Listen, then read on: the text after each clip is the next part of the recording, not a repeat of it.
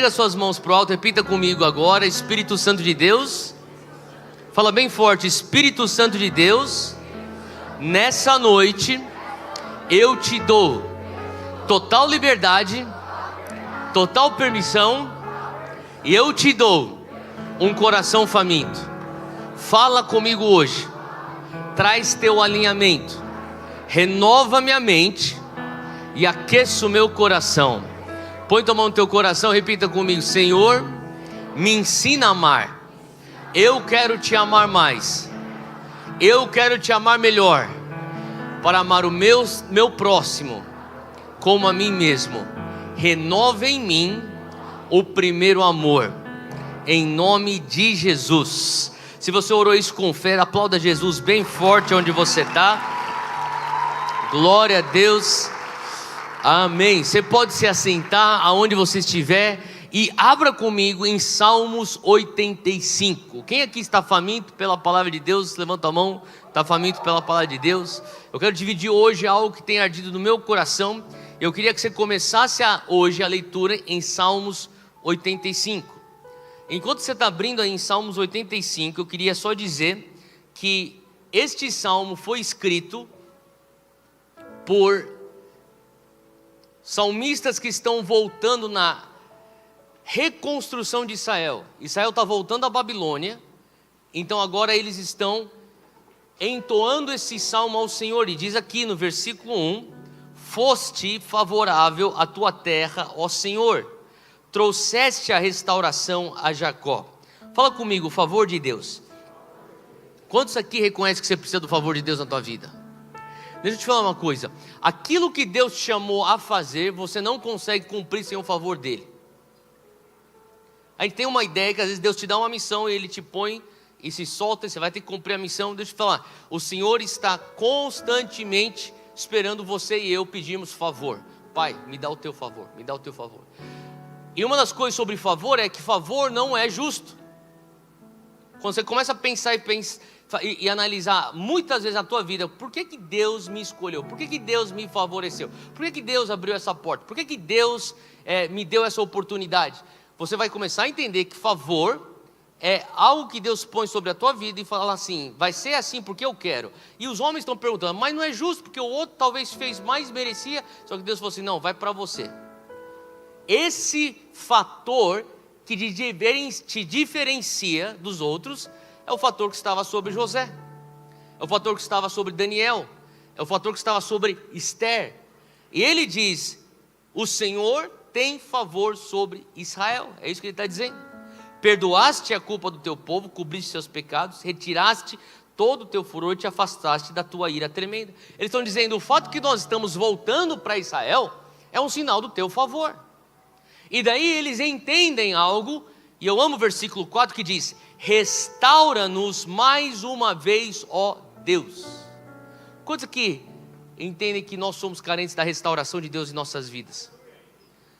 Sabe, eles já experimentaram uma restauração em um momento, uma construção de nação no momento, e eles estão falando assim: Deus, nós precisamos mais uma vez. O que significa que é totalmente legítimo você pedir por um derramar do Espírito, uma restauração do Espírito, mais do que uma vez. Porque tem coisa na nossa vida que ela tem que vir em ondas, em séries. Faz sentido? Então eu sei que muitas vezes a gente tem clamado e falado assim: Deus, nós precisamos de mais um mover. E você pode até se perguntar: mas eu estou pedindo um mover a cada 2, 3 anos, eu estou aqui crendo que Deus vai trazer um outro mover. Bom, Israel estava nesse mesmo lugar. E ele diz aqui no versículo 5: ficarás indignado conosco para sempre? Prolongarás a tua ira por todas as gerações? Olha só o versículo 6, sublinha isso aí: acaso não nos renovarás a vida? Tem uma versão que diz: aviva-nos mais uma vez. Quantos aqui tem fome por avivamento? Levanta a mão. Então, agora, eu sei que eu estou falando em Londrina, uma cidade que já experimentou muito do mover de Deus, não é verdade? Essa cidade recebeu bastante do mover do Espírito Santo. Mas é totalmente legítimo você pedir: faz de novo. É totalmente legítimo você ter uma fome por um derramar novo do Espírito Santo sobre essa cidade. Porque uma vez que você já experimentou o mover de Deus, é válido, presta atenção, é válido você orar: Deus, derrama algo novo na nossa cidade, derrama algo novo na nossa igreja, derrama algo novo na minha família, derrama algo novo em mim. Uma vez eu comecei a me questionar, porque eu me pegava pedindo e clamando por um avivamento pessoal constantemente, e daí o inimigo começou a me questionar, e eu comecei a dar ouvidos. Se você está pedindo um avivamento, será que é porque você nunca foi avivado, ou porque você se desviou? Eu falei, não me desviei, e também eu creio que eu recebi um avivamento, e o Senhor me deu um fogo no meu coração, há um tempo atrás, mas Deus, eu quero mais uma vez, restaura-nos mais uma vez, aviva-nos mais uma vez. E eu comecei a entender que avivamento, quem aqui ama avivamento? Levanta a mão, tá bom. Nota o que eu vou te falar, o avivamento, isso aqui é uma definição bem simples do que é avivamento. Avivamento nada mais, nada menos é do que um acelerar, um derramar do Espírito Santo que traz um acelerar e um renovo de vida espiritual, individual e coletivo. Quando ele traz um derramar, que ele põe você em aceleração. Não só põe você em aceleração, mas ele vai pôr você em um alinhamento. Faz sentido? Quando você fala assim, Deus, eu quero avivamento, o Senhor está falando assim, eu vou trazer algo aqui na tua vida que vai ser uma aceleração, vai ser algo que vai ser um favor sobre você, é o fator que te diferencia dos outros. Quando eu vou trazer o avivamento, eu vou fazer queimar no teu coração como se fosse a primeira vez, e eu sei que não é a primeira vez, mas vai queimar e arder como se fosse. Faz sentido? Você tem fome por isso? Você tem fome pela presença nesse nível? Quando a gente está falando sobre avivamento, um dos textos que talvez é um texto que talvez você pense, como é que isso tem a ver com avivamento? Para mim tem tudo a ver com avivamento, e é o texto-chave de hoje que eu gostaria de destrinchar aqui com os irmãos. 2 Reis, capítulo 6, uma história do profeta Eliseu. 2 Reis 6. 2 Reis 6, versículo 1 ao versículo 7, é o nosso texto-chave de hoje. Eu queria deixar isso com você, porque o Espírito Santo tem queimado isso muito forte no meu coração. Isso aqui é o profeta Eliseu. Você lembra do profeta Eliseu? O sucessor do profeta Elias. E o profeta Eliseu, assim como o profeta Elias, eles tinham uma escola de profetas. Quantos aqui entendem que você é chamado para ser uma voz profética? Você entende isso? Esses homens, jovens, maioria, eram treinados por Elias. Elias, você conhece a história, foi levado pela carruagem de fogo. Depois agora Eliseu pega o manto, porção dobrada, sim, lembra disso? E ele dá sequência ao ministério de Elias. E ele está lá dando a sequência no ministério de Elias, e as coisas estão crescendo. Versículo 1 de 2 Reis 6, é o nosso texto hoje. 2 Reis 6, versículo 1. Os discípulos dos profetas disseram a Eliseu: como vês, o lugar onde nos reunimos contigo é pequeno demais para nós. Olha só o que está acontecendo. Ele está dizendo que os alunos da escola de profetas, os discípulos, os profetas em formação por Eliseu, eles estão num lugar onde eles estão crescendo tanto que não tem mais espaço. E daí um jovem profeta, fala comigo, jovem profeta, ele diz: Eliseu, o profeta mor, ele fala: como vês, o lugar onde nós estamos, o salão de culto, está pequeno demais, o prédio da igreja está pequeno demais. Vamos ao rio Jordão, versículo 2, onde cada um de nós poderá cortar um tronco para construirmos ali um lugar de reuniões. Eliseu disse: podem ir. Então um deles perguntou: não gostaria de ir com os teus servos? E ele respondeu: sim, e foi com eles. Acho interessante o fato que esse jovem profeta, por mais que fosse jovem, inexperiente, aluno, ele é muito sábio, porque ele entende que ele está agora numa missão. Eles chegaram num lugar onde eles falam: não temos espaço, a gente tem que crescer. Tem muito profeta sendo formado, o ministério está crescendo, tem muita gente recebendo aqui de Eliseu. Eliseu, a gente precisa fazer um plano de expansão predial. Eliseu falou assim: tá bom, pode fazer. Eles falam assim: você pode ir com a gente então nesse plano de expansão? E Eliseu topa. E eu acho que é incrível isso, porque de certa maneira esse jovem profeta reconhece que o fator X é a unção que está em Eliseu. E você conhece a história, e você vai ver que de fato o que fez a diferença foi a presença de Eliseu naquele lugar.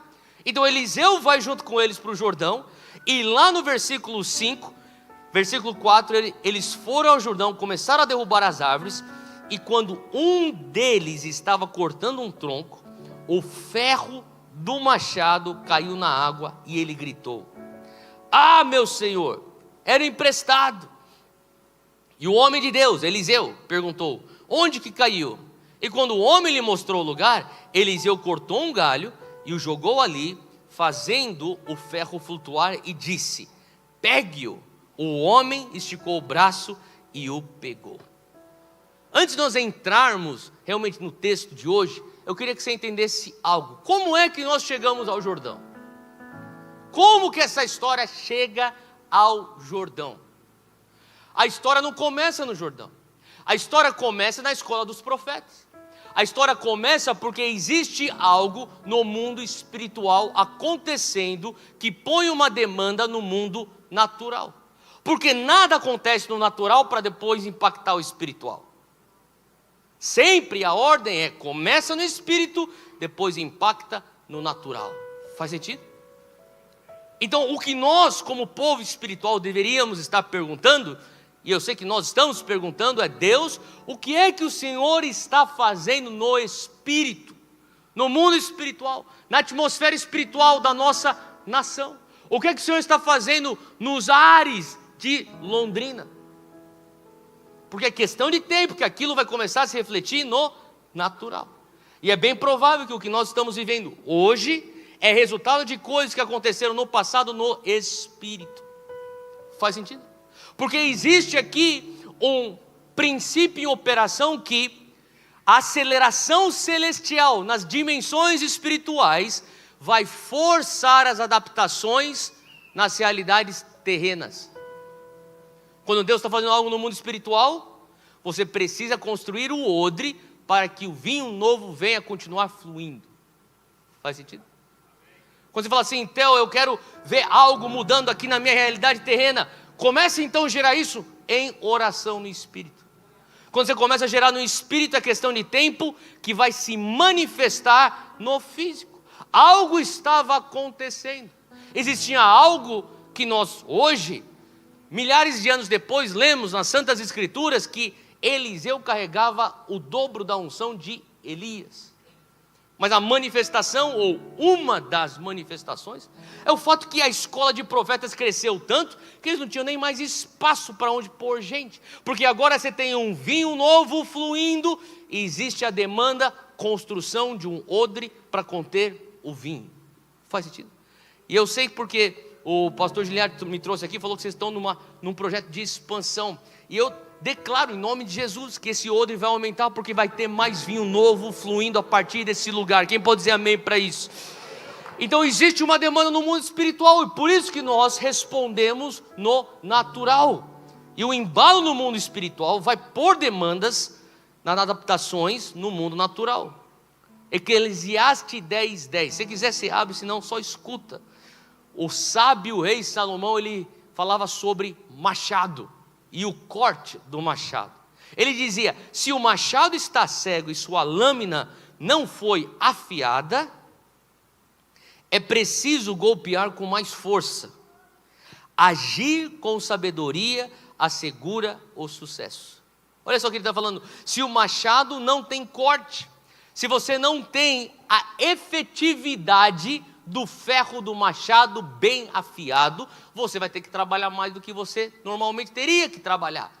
Porque o trabalho com sabedoria te garante o sucesso. É isso que o rei Salomão está dizendo. Eu acho interessante porque isso não é só um princípio que nós entendemos naturalmente. Quem aqui gosta de churrasco? Levanta a mão. Tá bom. Se você gosta de churrasco, você afiou a faca uma vez para nunca mais afiar? Não é verdade? Você vai fazer churrasco, você vai afiar de novo a faca. Vai facilitar o processo do teu churrasco, sim ou não? Eu afiei a faca 6 meses atrás, eu preciso afiar mais. Muitas pessoas estão pensando, por que eu vou clamar por um avivamento se eu já clamei por um avivamento 6 meses atrás? Hoje eu quero dizer para você que é legítimo você clamar, aviva-nos mais uma vez, como diz lá em Salmos 85, versículo 7. Pai, restaura-nos mais uma vez. Assim como alguém entende o princípio, eu tenho que estar constantemente afiando o machado, para que eu não venha ter que golpear além do que é o sábio. Eu quero dizer para você que é a vontade de Deus um derramar contínuo. É a vontade de Deus que você clame por mais uma vez. É a vontade de Deus que você passe a sua juventude crendo no avivamento e que você chegue na tua velhice crendo num avivamento. É a vontade de Deus. Tenho meditado um pouco sobre isso. Na verdade, pensei bastante sobre isso anteontem, quando eu fui participar do sepultamento da minha tia, Neuza Tioca.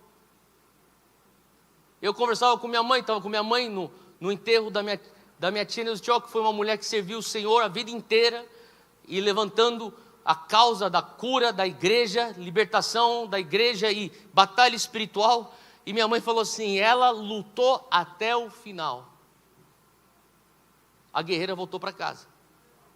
Eu fiquei pensando nisso. Deus, minha mãe me contava das histórias quando elas, as duas, Neuza Tioca e minha mãe, eram líderes da ABU, não sei se você sabe o que é a ABU, Associação Bíblica Universitária, na USP, e elas estavam lá começando as reuniões de oração, as reuniões de estudo bíblicos, e ao mesmo tempo que elas estavam lá, estava começando lá na USP, um levante do marxismo, que até hoje a gente está vendo o resultado disso, e os embates, e a tia Neuza falando, temos que levantar intercessão aqui dentro. Eu estou falando aqui de década de 60, final da década de 60, início de 70, e minha mãe falou assim, desde lá, Neuzinha sempre cria no mover do Espírito Santo para as nações. E eu fico pensando, aviva-nos mais uma vez, é um clamor que você tem que levar até o túmulo, é um clamor que nós vamos, falar, Deus, eu não canso de afiar o instrumento que o Senhor me deu para fazer guerra, ou fazer o ministério, ou fazer a obra pela qual eu estou sendo chamado nesse momento. O jovem profeta, ele dá um berro, meu Senhor, porque ele reconhece, eu perdi o corte. Hoje eu quero começar falando sobre recuperando o nosso corte.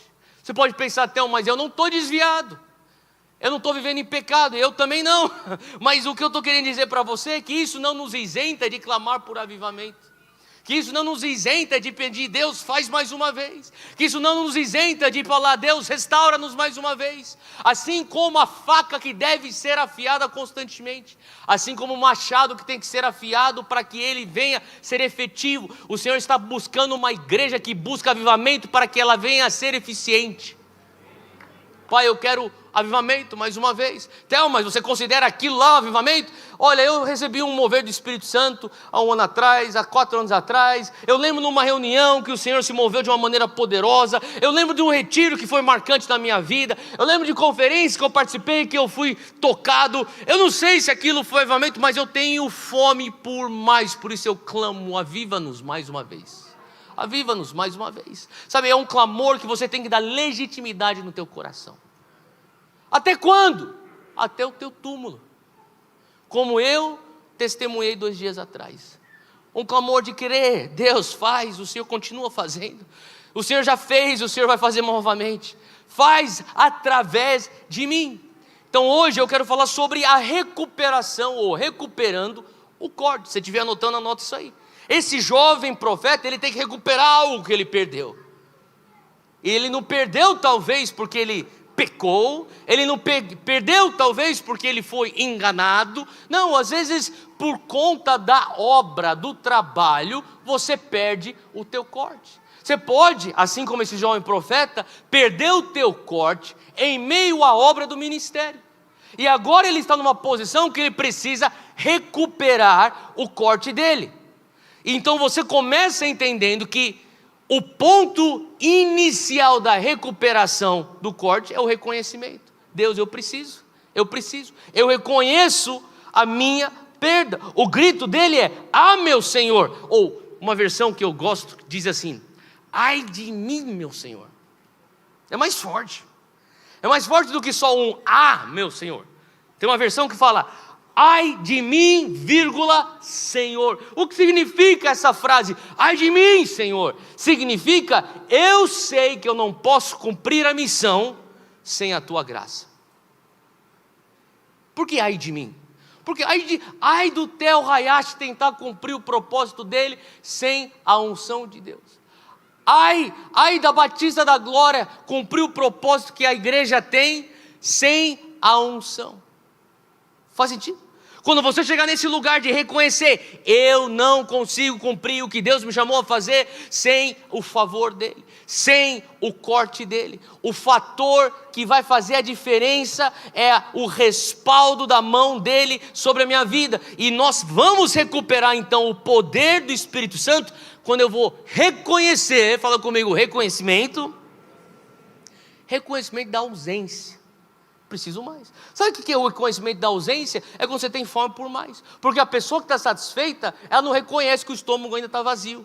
A pessoa que está satisfeita fala: não, estou satisfeito, estou bem. Mas a pessoa que está faminta, ela reconhece: existe mais. Reconhece: eu posso ter mais. Reconhece: eu tenho mais fome ainda. Reconhece: eu ainda não terminei. A pessoa que está faminta, ela reconhece. E você pode pensar até, mas por que isso é tão importante? Porque se você for ver em Apocalipse 2, se você quiser você pode abrir lá, num trecho onde Jesus confronta a igreja de Éfeso, Apocalipse 2, Apocalipse 3, versículo 15, ele está confrontando a igreja de Laodiceia. Olha só o que ele diz aqui. Ele fala no versículo 17, ele diz, ou 16: assim, porque você é morno, não é frio nem quente, eu estou a ponto de vomitá-lo da minha boca. Forte isso. Imagina você escutar isso de Jesus. Daí ele fala aqui: você diz, Jesus fala para a igreja de Laodiceia, você igreja de Laodiceia, você diz: estou rico, adquiri riquezas, não preciso de nada. É uma igreja que não reconhece a necessidade de avivamento. É uma igreja que não reconhece a perda do corte. Diz aqui assim: você não reconhece, diz o texto. Fala comigo, reconhecimento. Fala comigo, percepção. Fala comigo, discernimento. Ele fala: você não reconhece, mas você é miserável, você é digno de compaixão, você é pobre, você é cego, você está nu. A palavra fala no versículo 18: dou-lhe este conselho. E depois que ele fala assim: deixa eu te dizer uma coisa, eu estou disposto a vomitar você da minha boca. Palavras fortes. Daí a igreja está assim atordoada. Daí ele fala assim: sabe por quê? Porque você não reconhece. A gente não reconhece o que, Jesus? Você não reconhece que você é um miserável. Você não reconhece que você precisa de compaixão. Você não reconhece que você está nu. Daí agora eles estão tendo percepção. Eles estão tendo discernimento. Eles estão tendo agora consciência do estado lastimável na qual eles se encontram. E daí no versículo 18 ele fala: então deixa eu te dar um conselho. Se eu fosse Laodiceia, automaticamente falaria: por favor, qual que é o conselho para eu sair desse lugar? Versículo 18, ele traz 3 coisas como conselho. Número 1, ele fala: compre de mim ouro refinado pelo fogo, e você então se tornará rico. Compre de mim roupas brancas e vista-se para cobrir a sua vergonha. Compre de mim colírio para ungir os seus olhos e poder enxergar. Ele está falando: tem 3 coisas que você precisa. É o meu conselho para você, igreja de Laodiceia. Eu preciso que você faça 3 compras. É que nem a tua esposa quando fala para você assim: vai lá para o mercado, só traz para mim essas 3 coisas. Consegue comprar para mim? Compra. Deus está falando assim: olha, tem uma listinha de compra para você.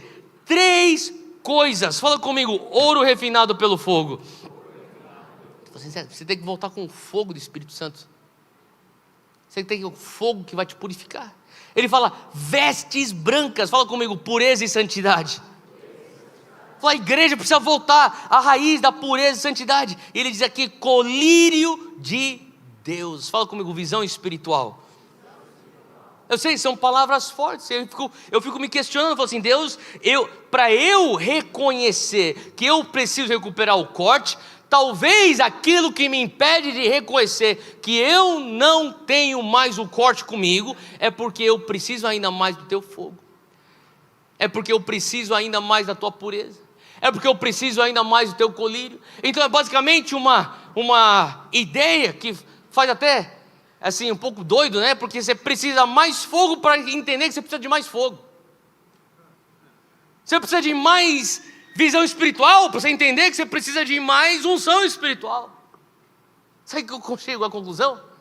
Que a tua fome por Deus, só Deus pode te dar.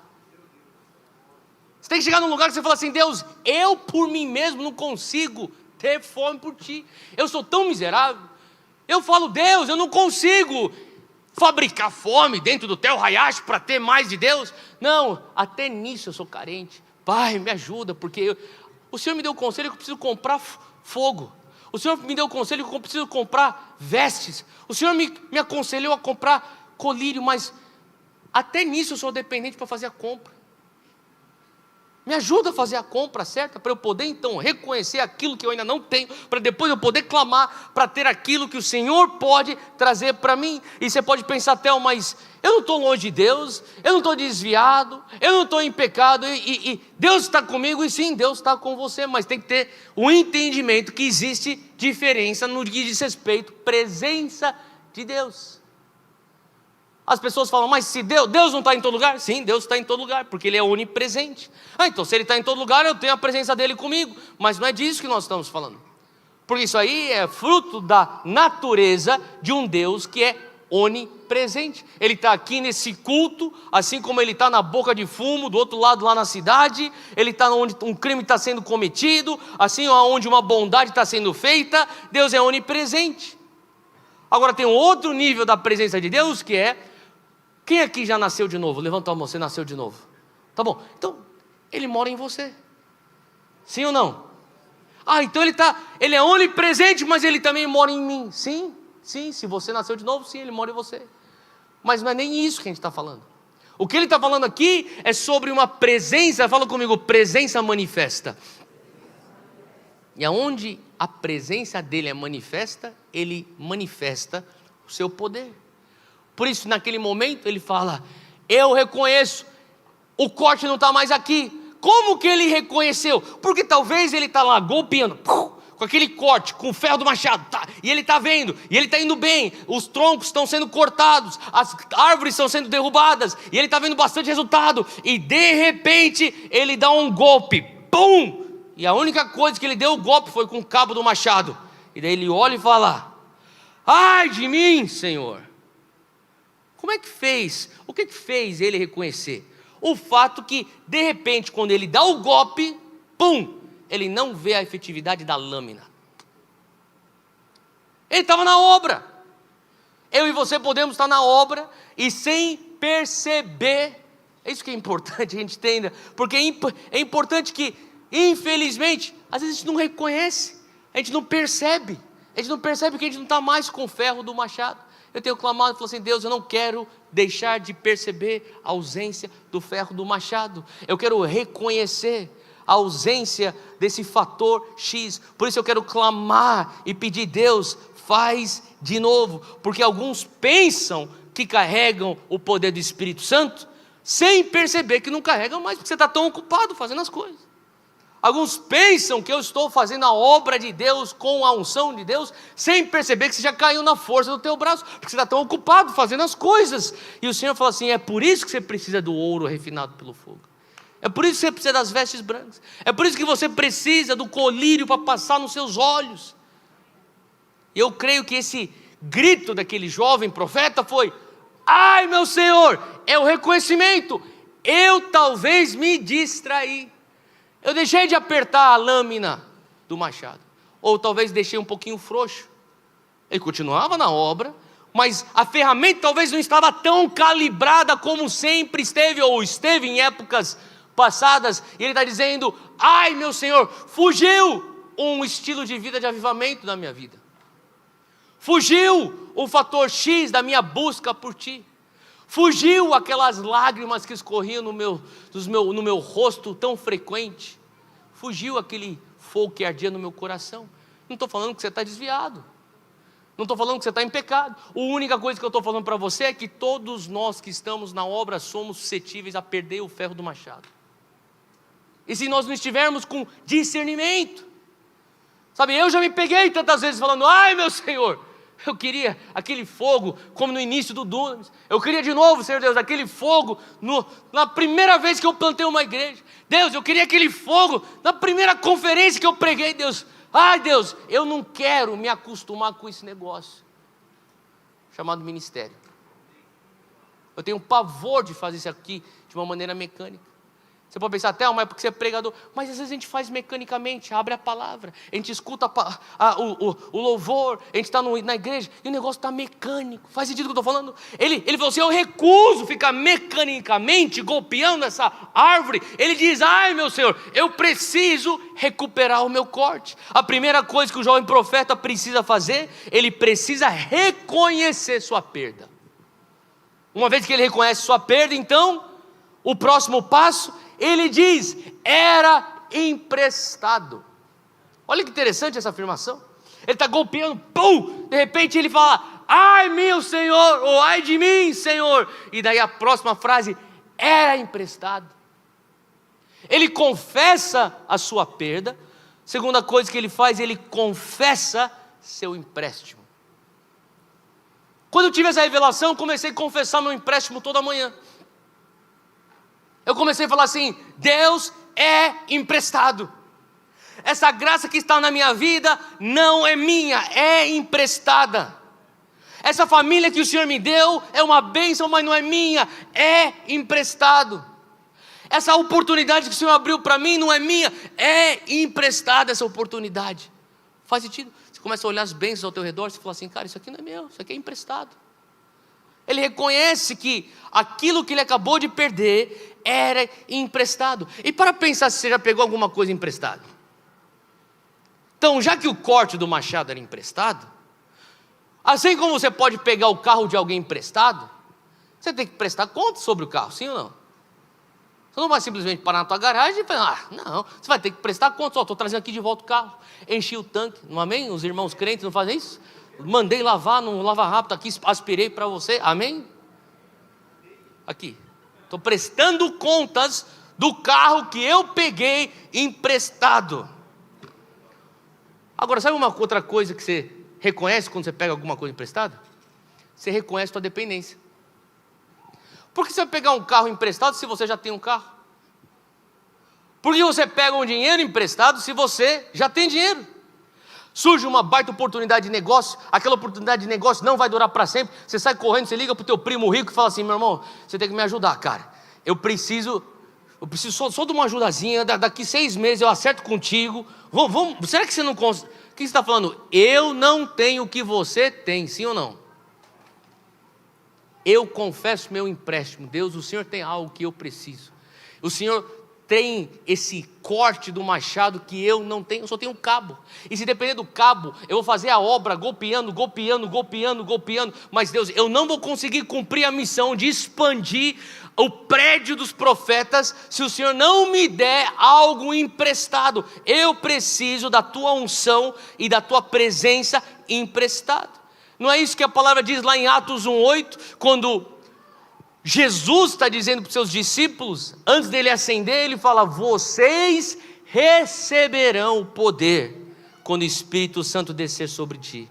Serão minhas testemunhas. Lembra disso? Em Jerusalém, Judéia e Samaria, até os confins da terra.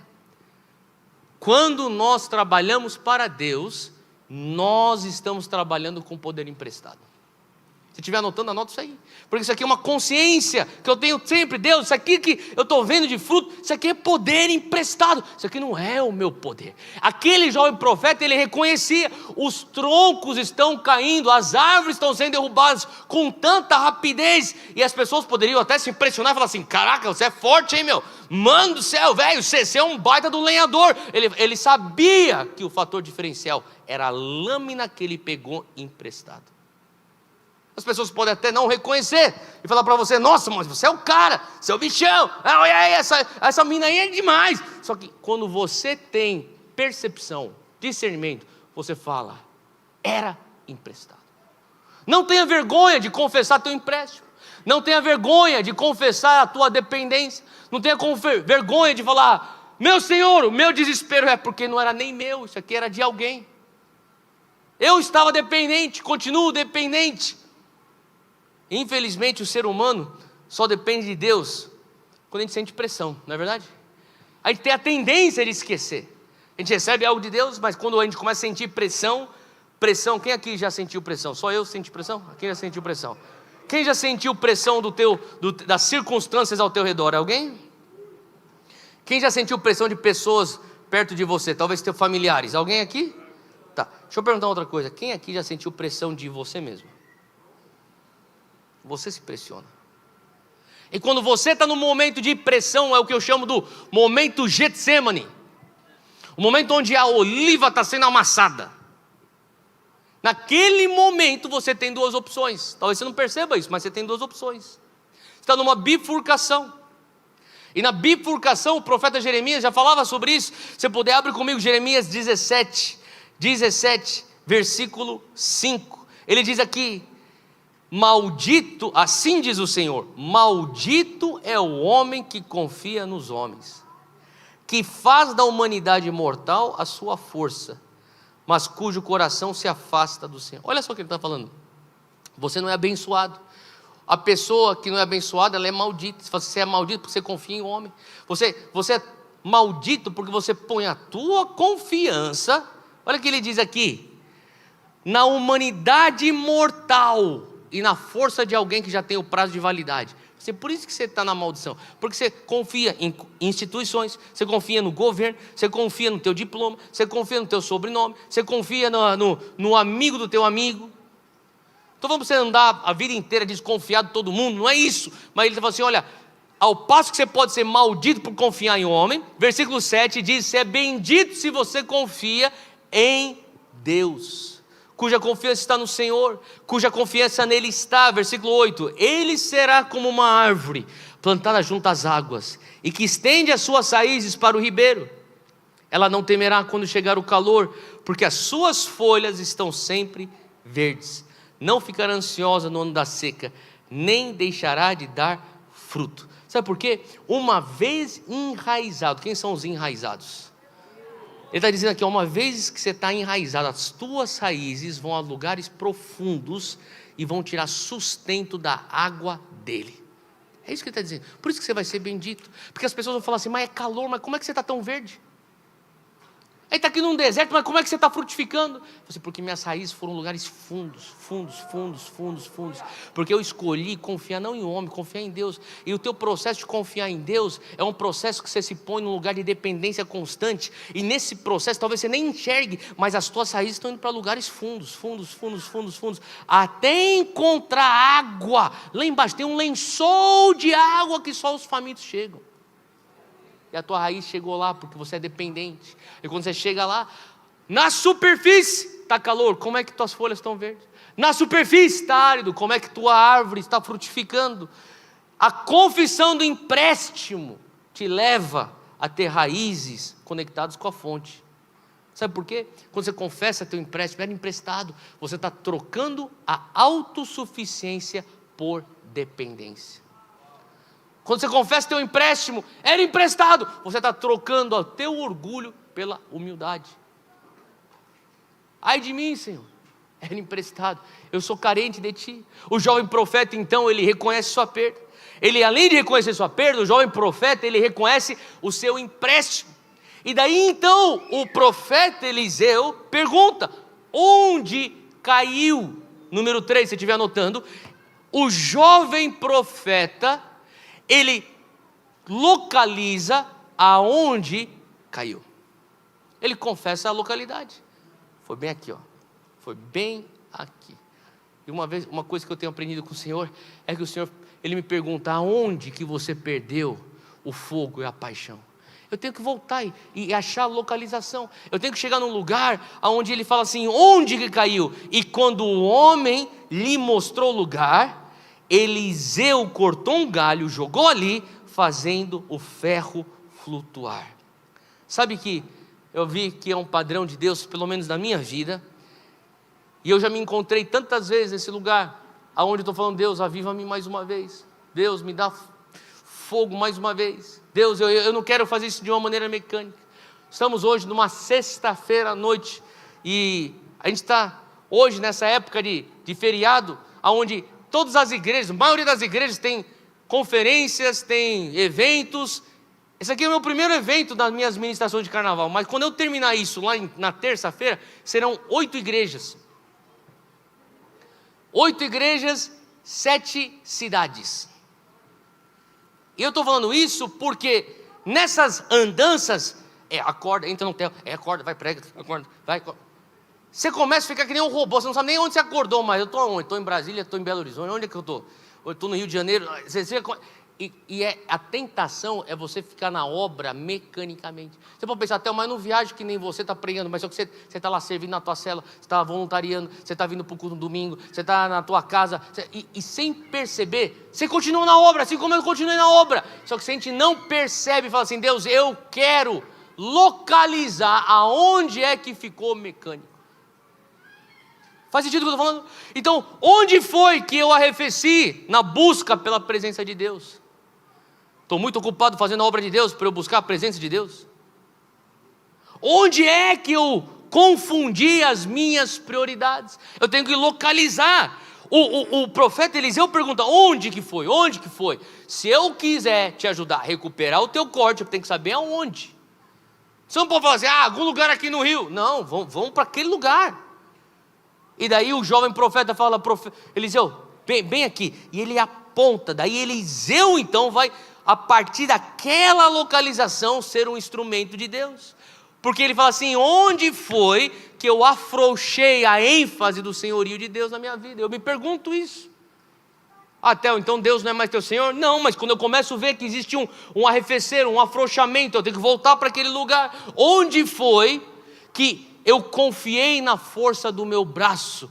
E confiar na força do teu braço pode ser: Deus, o Senhor me deu esse talento, o Senhor me deu essa habilidade, o Senhor me deu esse contato, o Senhor abriu essa porta, e de repente você está tratando aquilo sem consultar o doador daquilo que é o fator X na tua vida.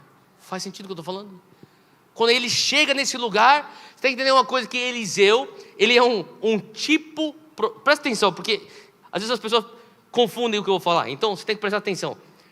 Eliseu carrega a porção dobrada, sim ou não? Eliseu vem depois de Elias, sim ou não? Tá bom. Eliseu, ele é posto na narrativa bíblica como um tipo profético de Cristo. Presta atenção, ele não é Cristo, não estou falando isso. Estou falando que ele é um tipo profético de Cristo. O que significa que a figura de Eliseu, a vida de Eliseu, já era um testemunho profético do Cristo que viria. Faz sentido? A palavra de Deus não inclui detalhes à toa, você concorda comigo? A palavra de Deus, ela é minuciosa na maneira como ela conta os detalhes de todas as histórias. Existe um significado para tudo que está acontecendo. Eu lembro na escola dominical, crescendo na igreja, eu escutava essa história e falava assim: primeiro que eu achava que era uma história incrível, porque como é que o ferro flutua e o galho vai para baixo do rio? É a coisa oposta que eles me ensinaram na escola. Mas além disso eu ficava pensando: mas por que vai incluir essa história aqui? Não tem nada a ver. Mas tem tudo a ver quando você entende Eliseu como um tipo profético de Cristo. E se ele é um tipo profético de Cristo, ele está aqui nesse momento também fluindo em todos os dons, porque Cristo é o doador dos dons. E para pensar que nesse momento ele pede: me dá aí a localização. Ele dá a localização e ele então vai agir com uma ação profética, que alguns podem dizer que é até uma palavra de sabedoria, que humanamente não faz sentido. Como é que jogar um galho na água vai fazer um ferro flutuar? Não faz sentido. Agora, quantos aqui entendem que é palavra de conhecimento? Você sabe isso? É um dom do Espírito Santo, que ele te dá uma informação acerca do passado e do presente. Sim? Fala comigo: fatos. Isso aqui é uma frase que eu uso para lembrar essas coisas. Eu gosto de pôr essas coisas em frases que me ajudam a memorizar. Se você estiver anotando, anota essa frase. A palavra de conhecimento são fatos. Agora, a palavra de sabedoria são atos. E aqui ele está agindo em sabedoria Não uma sabedoria humana, uma sabedoria divina. Não é isso que a gente leu em Eclesiastes 10:10? Que se o machado perder o seu corte, ele vai levar mais tempo para cumprir a missão, mas a sabedoria garante o sucesso. Você quer ter sucesso na tua missão, você tem que ter a sabedoria não humana, a sabedoria divina. E a sabedoria divina é que faz ele cortar um galho e pôr dentro do rio. E agora aquilo que parecia ser loucura para o homem, é então sabedoria divina. E às vezes esse ato que ele faz é um ato de sabedoria divina. Pode até ser considerado uma palavra de sabedoria atuada. Esse homem, ele faz isso e as pessoas podem pensar: eu já tive também atos proféticos. Eu não sei se você já fez algum ato profético, mas se você é que nem eu, às vezes eu faço alguns atos que eu sinto guiado pelo Espírito Santo a fazer, que nem a ungir certos lugares, a orar certos lugares, a dar certos presentes como um ato profético. Eu vou te dar esse presente aqui que é um ato profético, representa isso na tua vida. Uma vez eu estava com o meu relógio preferido, eu acordei lá no Rio de Janeiro, estava ministrando numa conferência, tinha um pastor que estava pregando também na mesma conferência. Na noite anterior ele me falou sobre um pouco da história dele, que era uma história triste, que no final das contas ele e o pastor dele, o pai espiritual dele, eles tiveram uma cisão, cada um foi para um canto, já estava há uns 4, 5 anos, e eu orei com ele, falei: amém, glória a Deus, Deus vai restaurar. E ele falou: eu reconheço minha imaturidade e tal. E eu estava, primeiro ano de casamento, fui para o meu quarto, dormi, Júlia estava comigo, acordei, e daí a Júlia falou assim: o que você está fazendo? Porque eu acordei, eu estava para me vestir, para descer para o café da manhã, e eu parei, eu sentei na cama, pondo meu relógio, ficava assim. Ela falou: o que você está fazendo? Eu falei assim: eu acho que Deus está pedindo para eu dar esse relógio. E eu pensando: que droga, cara. Falei: cara, esse aqui é o relógio preferido. Eu falava: tinha um outro relógio que eu não gostava tanto, por que eu não trouxe aquele relógio para essa viagem? Daí eu já desci para o café da manhã no hotel, já sabendo o que eu tinha que fazer. Eu procurei o pastor, sentei na frente daquele pastor, eu falei: e aí, tudo bem? Daí eu tirei o relógio e falei assim: cara, Deus falou para eu te dar esse relógio. E é um ato profético, que em pouco tempo o teu pai espiritual vai te ligar para buscar reconciliação, e Deus vai fazer a reconciliação. Daí o cara chorou, agradeceu, eu chorei, me desprendi. 4 meses depois eu estou lá na mesma cidade onde ele mora, pregando uma outra conferência. Ele fala assim: Theo, você está aqui na cidade pregando naquela outra igreja, né? Eu falei: tô. Falei assim: eu tenho que passar aí para conversar com você. Tá bom, estou em tal hotel. Ele passa lá e fala assim: você não vai acreditar, 4 meses depois daquele dia que a gente estava lá junto, lá no Rio de Janeiro, falou assim, o cara do nada, 5 anos, silêncio, do nada ele me liga, fala assim: vamos tomar um café, e o Senhor traz a reconciliação. Eu entendi que aquilo era algo do Espírito Santo. Às vezes não faz sentido. Por que o meu relógio tem a ver com a reconciliação? O cara foi rebelde, que ele pague pela rebeldia dele, velho. Por que eu? Faz sentido o que eu estou falando? Às vezes o Senhor te dá alguns atos para você fazer e não faz sentido. Alguns fazem sentido, e glória a Deus pelos que fazem sentido, é mais fácil. Alguns não trazem nenhum resultado imediato, outros trazem. Já parou para pensar nisso? Tem coisas que você vê acontecer na hora, tem outras coisas que você fala assim: cara, eu fiz isso aí 8 anos atrás, até hoje não estou vendo nada. Abre comigo em Daniel. Você não está sozinho. Se você já fez um ato profético, você não viu o resultado imediato. Se você já fez um ato profético ou agiu numa palavra de sabedoria que você não viu o resultado ou não fazia nem sentido, Daniel 10 tem um texto que me traz bastante alento. Aqui eu queria só trazer aqui um contexto para Daniel 10, porque Daniel 10 é o início de um jejum que Daniel foi convocado por Deus a fazer. Deus convoca Daniel a fazer um jejum. E nesse jejum ele fala assim: você não vai... 3 coisas, é que depois você toma tempo, você lê o capítulo 10 inteiro com calma. Mas ele fala 3 coisas, ele fala assim: número 1, Daniel, você não vai beber vinho. Número 2, Daniel, você não vai comer carne. E número 3, Daniel, você não vai pôr perfume. Perfume, seria o equivalente ao desodorante. Imagina Deus falando para você: você vai jejuar desodorante. Imagina você. Cara, como é que fica uma situação onde você vai ter que jejuar desodorante? Você pode pensar, Deus, eu entendo jejum, eu conheço jejum de bebida, jejum de comida, mas jejum de desodorante, o que isso tem a ver? Não tem nada a ver. Mas Daniel, ele é fiel, ele faz o ato, ele age na sabedoria divina, não na sabedoria humana. Aquilo que parecia loucura para o homem é sabedoria de Deus. Ele é fiel, ele é obediente. Ele começa a orar, ele começa a jejuar. Ele não põe desodorante, não põe perfume. Fica lá 21 dias e nada acontece. Até chegar no versículo 12, que aparece um anjo. Um anjo aparece para Daniel no 21º dia do jejum dele. E ele diz assim, o anjo: não tenha medo, Daniel. Olha só que interessante isso. Daniel 10, versículo 12. O anjo diz: não tenha medo, Daniel. Desde o primeiro dia em que você decidiu buscar entendimento e se humilhar diante do seu Deus, suas palavras foram ouvidas e eu vim em resposta a elas. Coisa doida, né? Ele falou assim: olha, Daniel, 21 dias se passaram já. E o anjo aparece e fala assim: ó, Daniel, não tenha medo. Desde o primeiro dia. Ele está pensando: olha, calma aí. O primeiro dia que eu deixei de beber vinho, deixei de comer carne, deixei de pôr desodorante, sim, naquele primeiro dia, a tua resposta já foi enviada. Mas por que você está chegando só aqui agora? Versículo 13.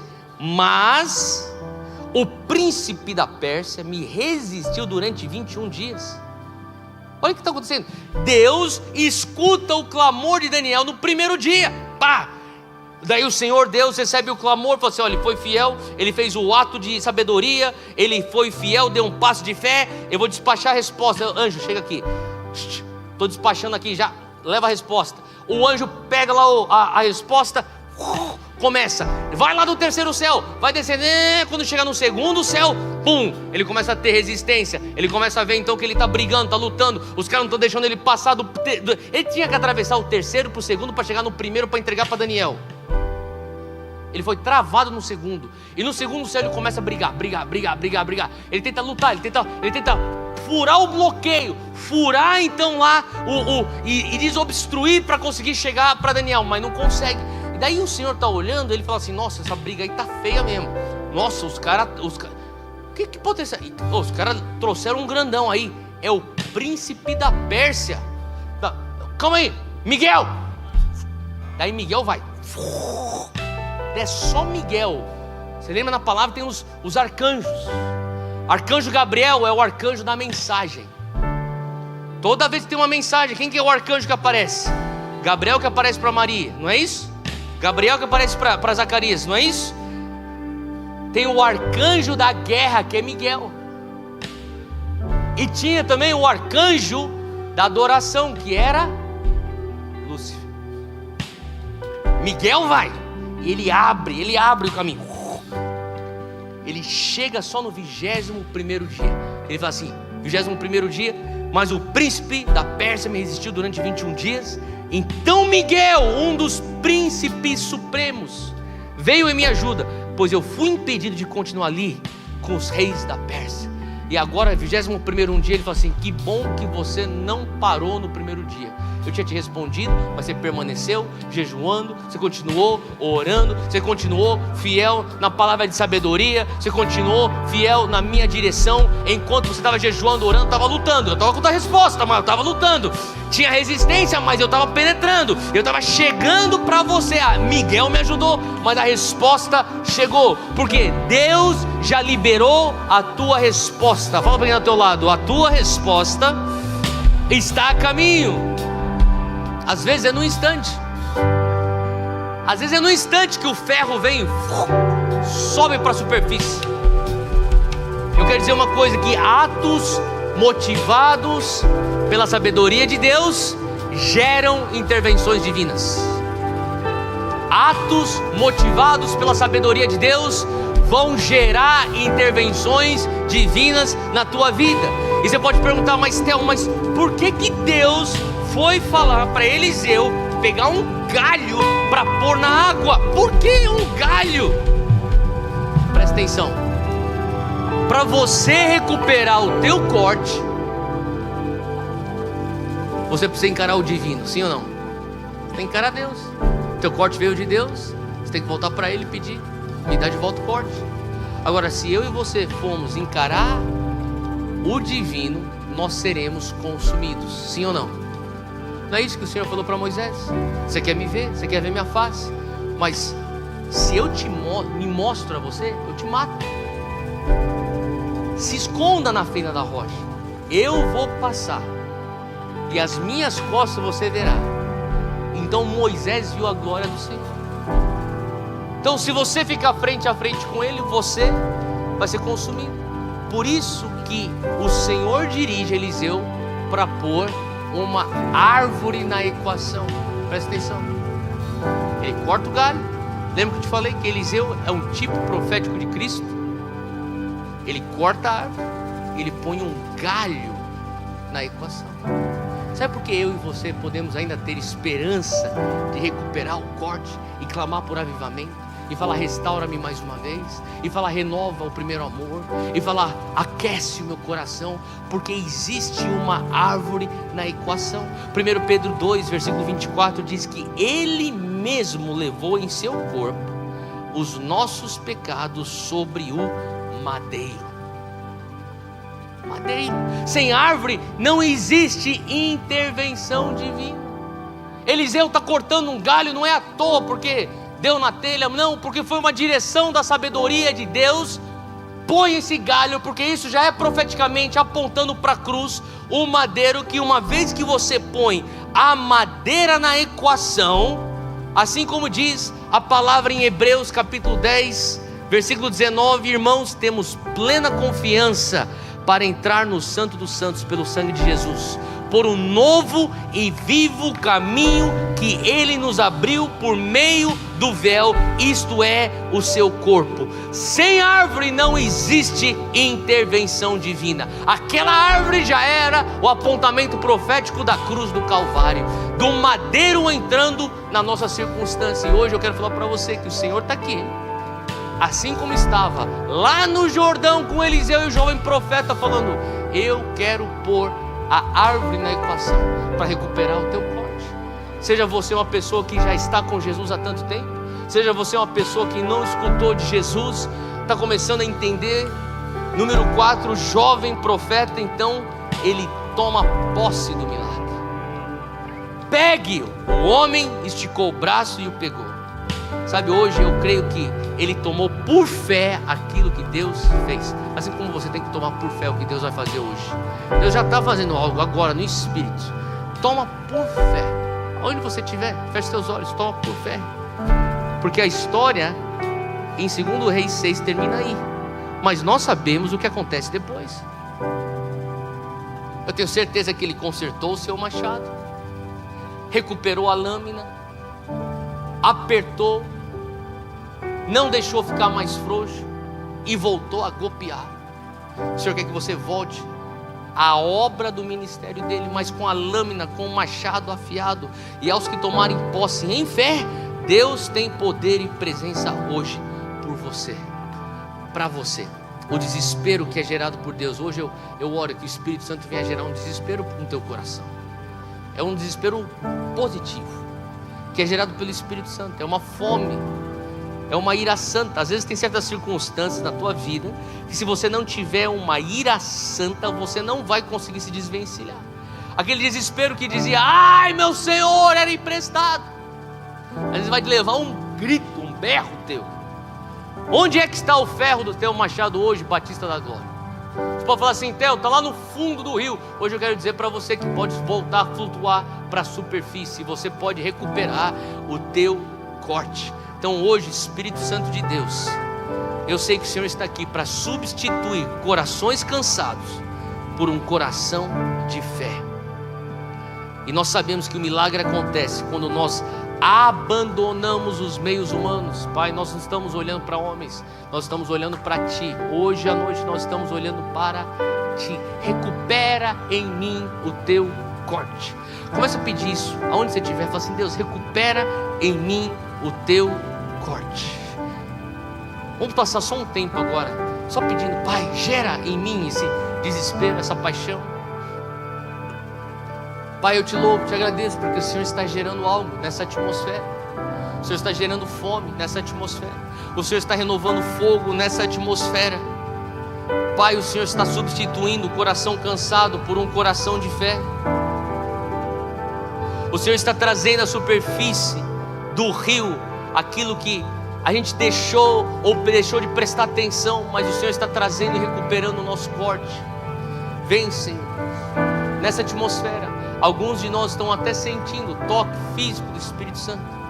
Se você está sentindo agora o toque físico do Espírito Santo, o fogo de Deus, a eletricidade do Senhor, do Espírito Santo, o poder do Espírito Santo no teu corpo, alguns vão sentir fisicamente, outros vão só receber por fé, independente se você está sentindo fisicamente ou não. Mas hoje o Senhor está aqui. Pai, eu peço que o Senhor venha estar aumentando o teu toque. Aumente o teu toque, mais intensifica o teu toque nesse lugar. Se você está sentindo o toque do Espírito Santo no teu corpo agora, fica de pé onde você estiver. Fica de pé. Você está sentindo agora o calor do Espírito Santo. Você está sentindo agora o poder do Espírito Santo, a eletricidade do Espírito Santo. Fica de pé onde você estiver. Hoje você fala assim: Theo, não sei nem porque eu estou chorando, é porque o Espírito Santo está te tocando. Fica de pé. Você não sabe nem porque você está sentindo parece que é um peso da glória, é o Espírito Santo. Fica de pé onde você estiver. Você está sentindo o toque do Espírito Santo. Eu peço que você fique de pé como um sinal que diz: eu reconheço o teu toque nesse lugar, eu reconheço o teu toque na minha vida. Pai, em nome de Jesus, eu peço que o Senhor venha intensificar o teu toque agora. Mais. Renova em nós, Pai, o teu corte. Renova em nós, Pai, paixão por Ti. Renova em nós, Senhor Deus.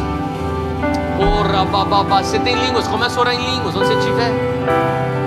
Você fala assim: Theo, eu estou pronto para receber esse corte, recuperar. Hoje eu creio que Deus está querendo também renovar dons. Tem dons que alguns receberam, que o Senhor quer hoje reavivar esses dons. Você fala: eu quero dons reavivados. Fica de pé onde você está. Você fala: Deus, eu quero esses dons reavivados. Eu declaro sobre a tua vida agora dom de fé sendo reavivado. A imagem que eu tenho é de alguns dons que estão engavetados, alguns que estão empoeirados. O Senhor está falando assim: ó, tira da estante. Eu estou soprando sobre eles. Eu estou soprando sobre as profecias. Tem promessas que você anotou no caderno. Esse caderno está em algum lugar numa gaveta. E o Senhor está falando assim: eu posso fazer mais uma vez, eu posso avivar mais uma vez, eu posso restaurar mais uma vez, eu posso recuperar o corte, assim como eu recuperei a lâmina daquele jovem profeta. Eu vou recuperar para a tua vida, se você simplesmente confessar a tua perda, se você simplesmente confessar o teu empréstimo, se você conseguir me apontar o local. Você vai ver eu agir, você vai esticar o teu braço e você vai pegar em fé aquilo que é teu, porque eu estou te dando agora. Pai, eu peço agora que o Senhor venha renovar palavra, dons de palavra de conhecimento. Alguns de vocês que se moviam antes em palavra de conhecimento, parece que faz tempo que você não move. Agora, em nome de Jesus, vai recebendo em fé. Toma, por fé, dom da palavra de conhecimento, dom da palavra de sabedoria, dons de cura. Receba agora, dons de cura. Você fala assim: eu me movi em cura, faz tempo que eu não vejo o enfermo ser curado. Agora vai tomando por fé agora, dom de cura, dom de sinais e maravilhas. O Senhor quer te usar para fazer milagres. O Senhor quer fluir o sobrenatural através de você. Dons de sinais e maravilhas, de prodígios, o Senhor está restaurando hoje. Dom de profecia, o Senhor quer usar a tua boca. O Senhor quer usar as palavras que saem da tua língua agora. Em nome de Jesus eu declaro dons de discernimento dos espíritos, dom de variedade de línguas e dom de discernimento de línguas. Você tem línguas, abre tua boca, começa a orar agora. Vai recebendo. Ora bababas.